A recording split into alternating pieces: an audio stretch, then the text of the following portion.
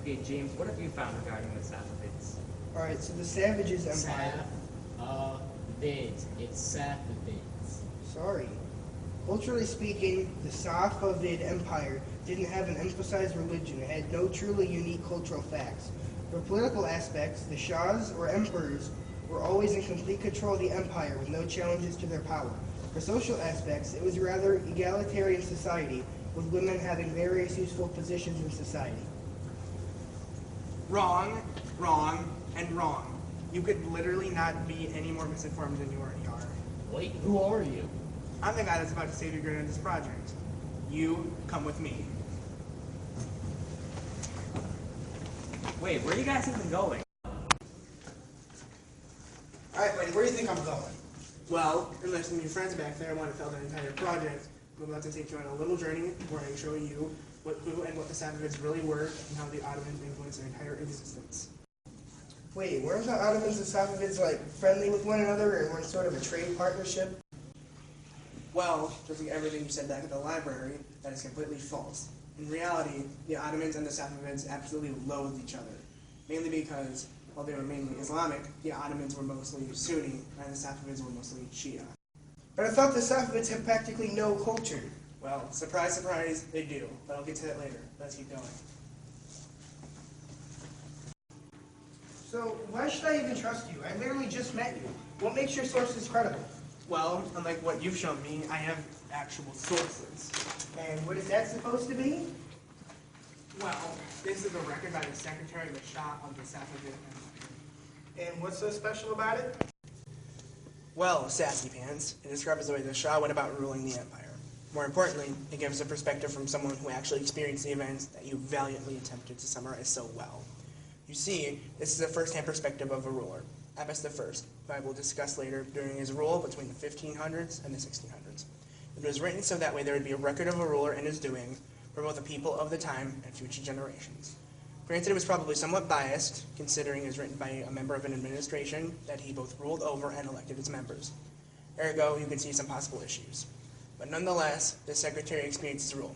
As a matter of fact, they did not just experience it, but they literally participated in the facilitation of it. So we want to keep these kind of things because they're from an actual source and not just assumed afterwards. Exactly. Hey, you actually got something right. Anyways, back to the document.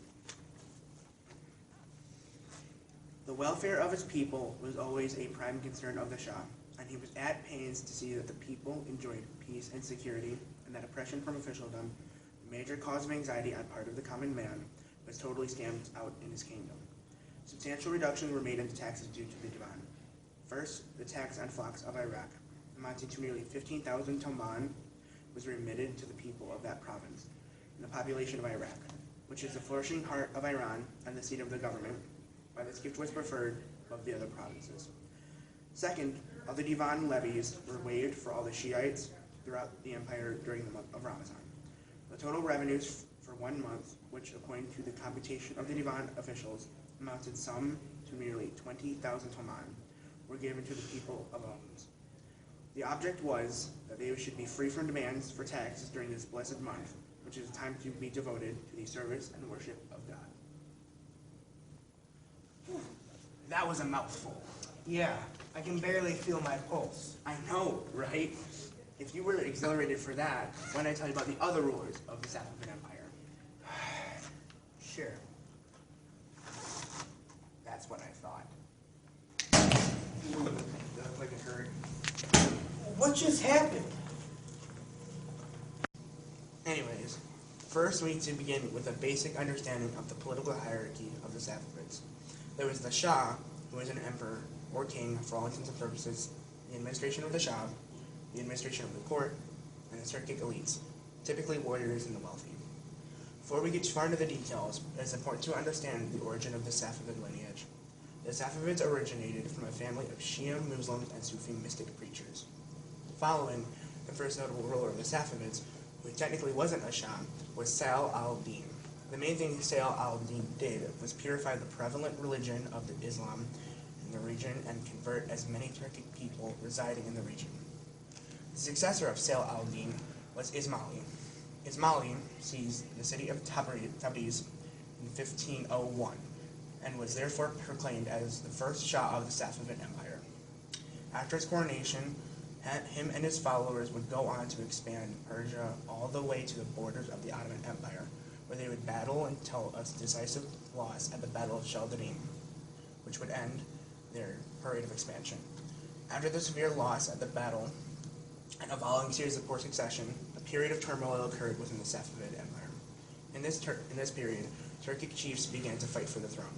The winner of this bout would be Tasmap I, the successor of Tasmap I, Abbas I, or Abbas the Great, who I mentioned earlier, would go on to severely reform the sovereignty in such a way that he would often be looked back as one of the greatest and most influential rulers of the Safavid dynasty, often being considered the bringer of the greatest period of the entire existence of the empire. One of the things he did was regaining control of Turkic warriors and giving them positions to fulfill, and villages and peasant labor along it. Secondly, he would also give them administrative positions. He also implemented education in Persian cities that would allow the imperial bureaucracy to grow. He also implemented Persian citizens into the imperial bureaucracy to balance the system. Another one of his policies, and arguably the most important, was a system of assembling and managing an effective army. Just as the Ottomans did, he implemented young captured slaves into the army, and he converted them into Shia Islam. Then he trained them with firearms. Actually, that right there is probably one of the biggest changes brought about by Abbas the Great regarding the military. Shia Islam? No, James, not Shia Islam. That was always a part of the Safavid Empire, as I mentioned earlier. I was alluding to firearms. Oh. Anyways, firearms became a fundamental element in the arsenal of the Safavids. You see, at the Battle of Chaldidim, they had practically no guns whatsoever, but the Ottomans had a plethora of them. Despite the ingenious battle strategies by Ismail, his army was practically massacred because of the tremendous gap in armor technology that was immensely favored with the Ottomans. It was because of this battle that Abbas I would greatly increase the process of importing and creating firearms and hiring European experts that could train his soldiers in the process of using them. This dramatic updating in arsenal technology is what allowed the Safavid Empire to regain its strength that was lost at the Battle of Chaldidim.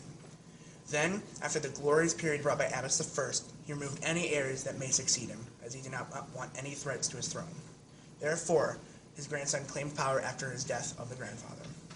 The subsequent issues and outward invasions greatly weakened the sovereignty. Then Nadir Khan, an adventurer, claimed the throne and became the Shah.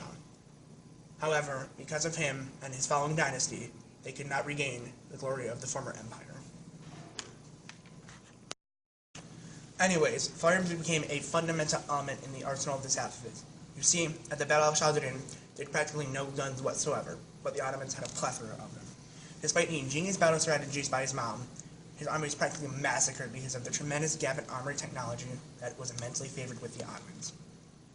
It was because of this battle that Abbas I would greatly increase the process of importing and creating firearms and hiring European experts that could train soldiers in the process of using them. This dramatic updating in arsenal technology is what allowed the Safavid Empire to regain its strength, despite the loss at the Battle of Chaldidim. Then, after this glorious period brought by Abbas I, he removed any heirs that may succeed him, as he did not want any threats to the throne. Therefore, his grandson claimed power after his death. The subsequent insufficient ruling by his grandson led to the decline of the empire. Then, after internal issues and outward invasions greatly weakened the sovereignty, Nadir Khan, an adventurer, claimed the throne and became the Shah. But then, he and the following dynasty could not regain the glory of the empire through weak ruling. So basically, there was a slow struggle for stability and power at the beginning of the Safavid Empire, which then culminated by the ruling of Abbas I. Then it utterly crashed. Yeah, pretty much.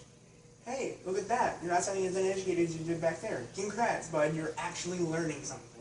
Alright, so you've gone through the rulers of the Safavid Empire. What I'm still a little confused about is one of the corrections you made in one of my comments earlier.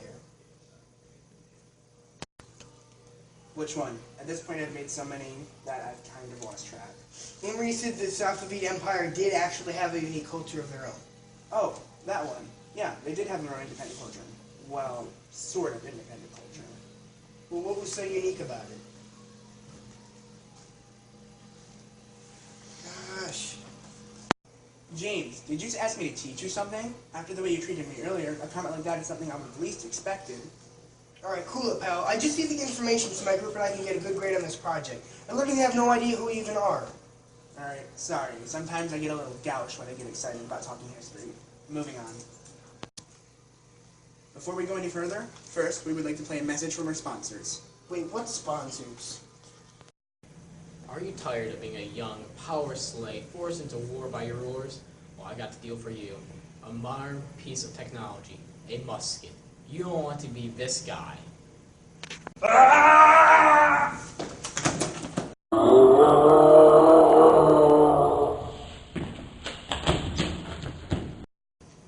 Don't be that idiot. Be smart and bring a musket next time. Order now for the low price of 50 shillings. You too can help feed the eternal and destructive force of war.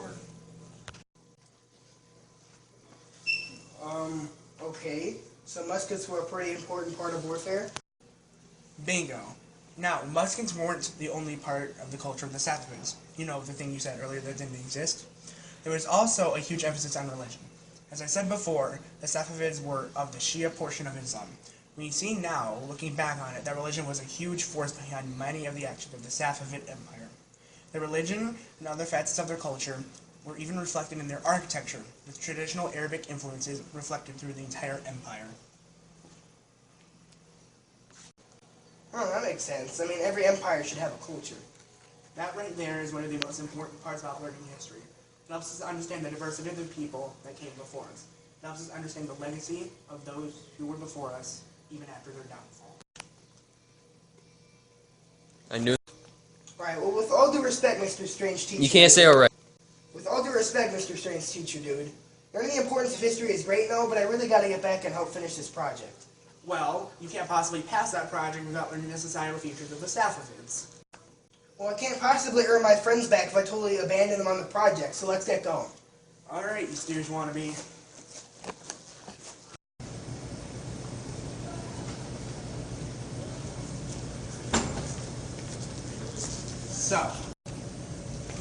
So, the Society of the Safavids had a... No, you can't.